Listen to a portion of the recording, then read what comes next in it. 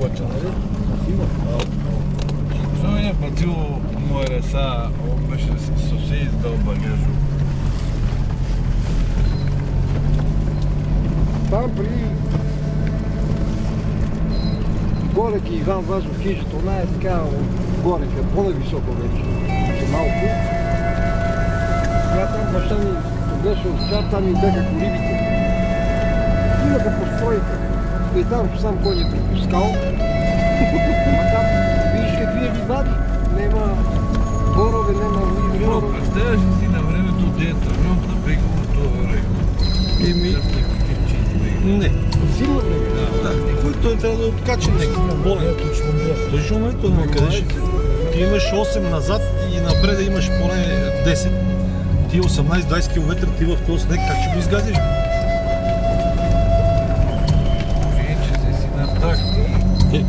Мани го страха, ама как че оцелеваш? Значи трябва да си голям професионалист. Това случайен човек не мога да го прави. Значи това трябва да си оборудван, да можеш да... Кога си оборудван, си ще пропадне. Много е, гледай какво става, врачи. Да?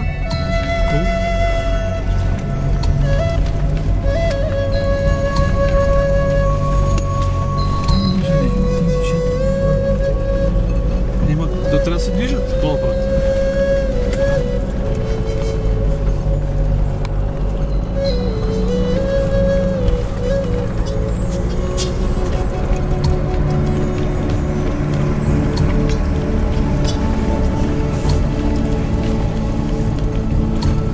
Абе, върти тук, гледам. Въртат облаците, вече няма да вари повече.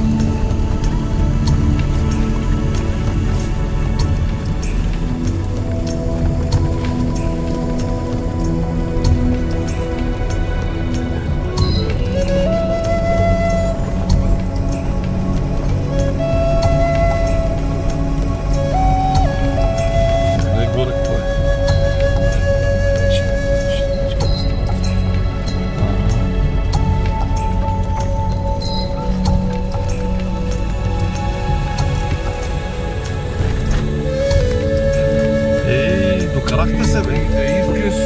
Искаш. До тук повече няма, добре завари. Хайде. Хайде.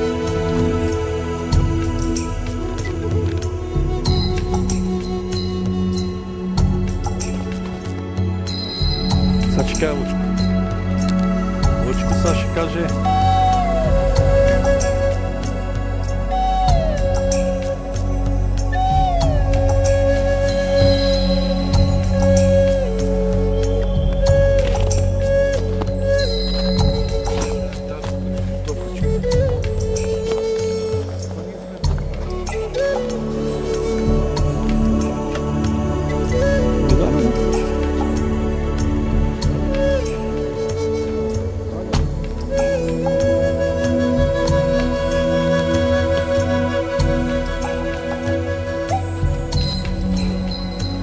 Абе, вие направо ще си легате.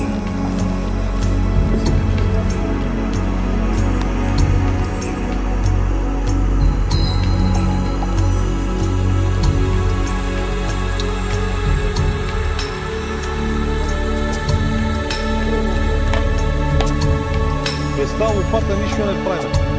Има ли нещо да носим аз? Или...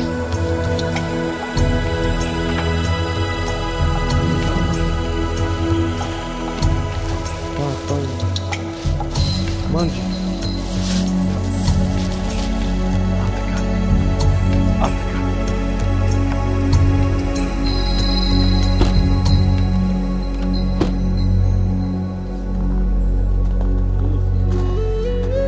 Как не бе? Как не тази джипка голема бе?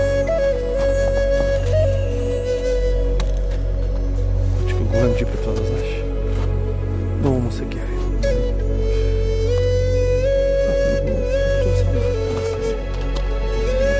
Абе, какво става за насекъде, води си.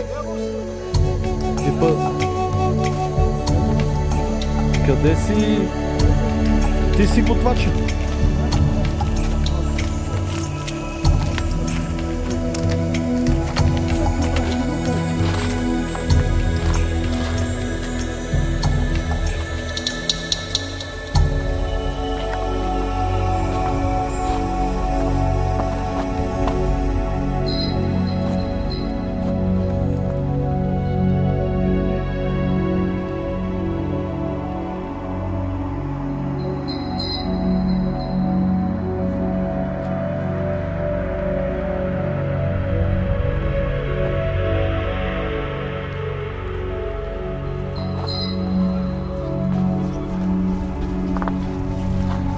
Idem be. Добре. Що? Тъж. Сега те войме да идем от телевизията, ще падаме Трифонов и направо възпродът за оператор. А?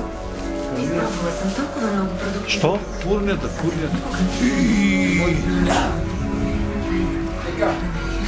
Стига, бе. Не, бе, човек, и то в маса става. Я знаел, мама. Я не знаех. Тук имаше... много конче имаше. Тук беше артелна.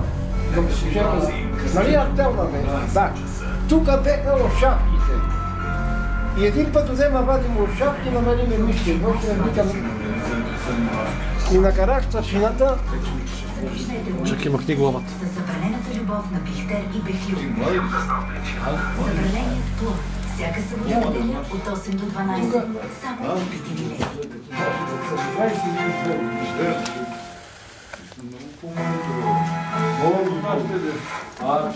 Къде сме, бе?